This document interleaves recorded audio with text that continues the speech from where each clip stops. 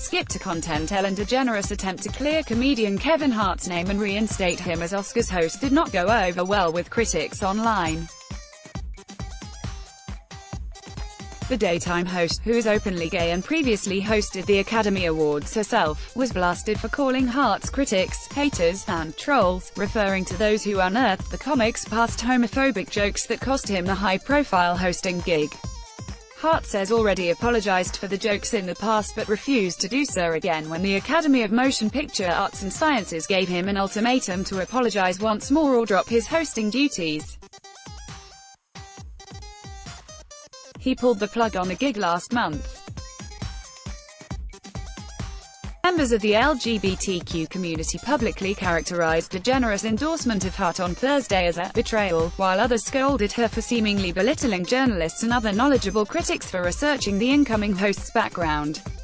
Hart told DeGeneres he'll reconsider hosting now. DeGeneres advocated for Hart in their interview, which airs in full on Friday, and told him that she called the Film Academy to see if it would be willing to have him back to MC the Feb. 24 ceremony. "There are so many haters out there," DeGeneres said. "Whatever is going on the internet, don't pay attention to them. That's a small group of people being very, very loud. We are a huge group of people who love you and want to see you host the Oscars," but that sentiment was far from universal. First, the people who brought up Kevin Hart's past tweets, like me, were not, as Ellen characterized, haters. The host of the Oscars had made anti-gay jokes, and LGBT people who love the Oscars were legitimately startled to see just how harsh his words were. It wasn't a Adam B. Very at Adam Very, January 4, 2019. You're completely right. Ellen doesn't speak for us. She can't. She has no idea what kind of cultural homophobia she's forgiving. She's not the LGBTQ priest and doesn't get to just absolve Hart of his sins. TJ Stewart, at Sox 4 Centaurs, January 4, 2019. The Kevin Hart story reminds me that being LGBT and insisting on decent treatment means constantly being told you're shrill, you're a hater, you're a mob. Get a sense of humor, lighten up, get over it, move on, don't be so strident.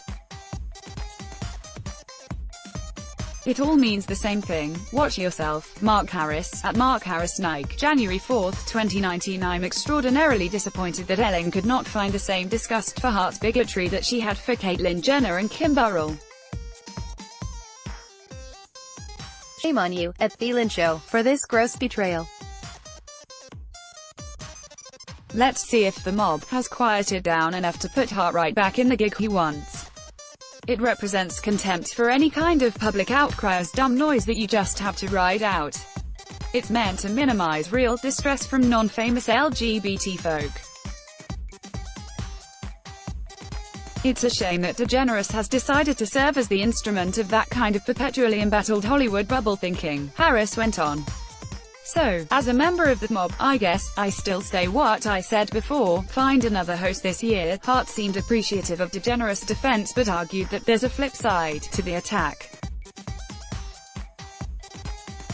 On my side, openly I say I'm wrong for my past words. I say it. I said it. I understand that. I know that, he said. In this case it's tough for me because it was an attack. This wasn't an accident. This wasn't a coincidence.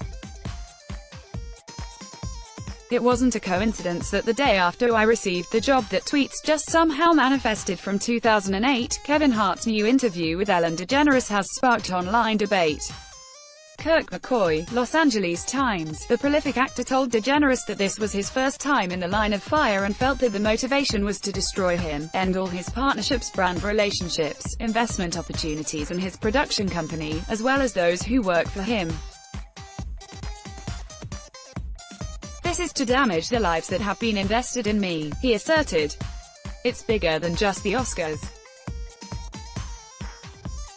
It's about the individuals that are out there now that are finding success in damaging your celebrity. But DeGeneres repeatedly encouraged him to take a stand against the trolls, who would win if he didn't host the ceremony, saying that he was too talented and that it was his right to host.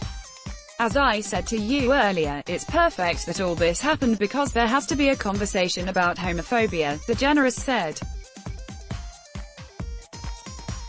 And it brought up you reminding people that you're a bigger person and that you've already apologized. You're apologizing again.